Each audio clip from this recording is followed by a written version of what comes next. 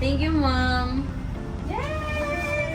Balitaan ko nga na meron nga daw murang bilihan ng iPhone dito sa San Jose City. Ito ay ang The Gadget Spot. Dali lang siyang hanapin mga mare dahil tapat lang siya ng Save More. Kaya naman for the go agad ang mare nyo. Sakto nga yung punta ko dahil magkakaroon sila ng raffle sa January 8. Pag nag-avail ka ng isang unit, katumbas nito ay isang stock, cash or installment basis. Napakabongga nga na mga pa-price nila mga mare. Pwede kayong manalo sa grand prize ng brand new Honda Click o diba ang bongga? Sa second prize naman nila ay iPad 11. Android phone naman sa third prize. 3 winners ng AirPods sa fourth prize. At 3 winners naman ng Apple Watch sa fifth prize. O diba mga mare ang syala? Kaya magpapabudol na ako.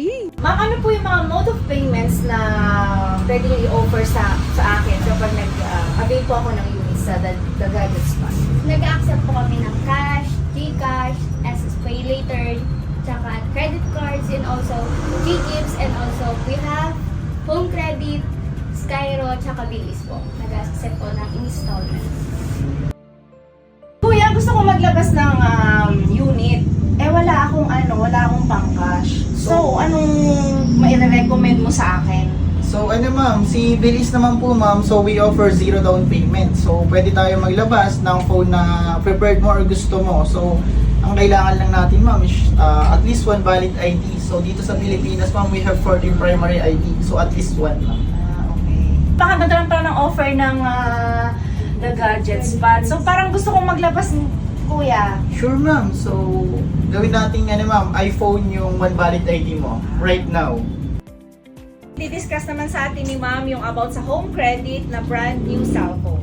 Sa home credit naman po, kung gusto niyo po na, kung wala po kayong pang-cash, willing po kaming, pwede po kayo mag-apply po sa amin ng installment via home credit po. Kasi home credit din po, nag-offer din po siya ng zero down payment and also zero interest po siya.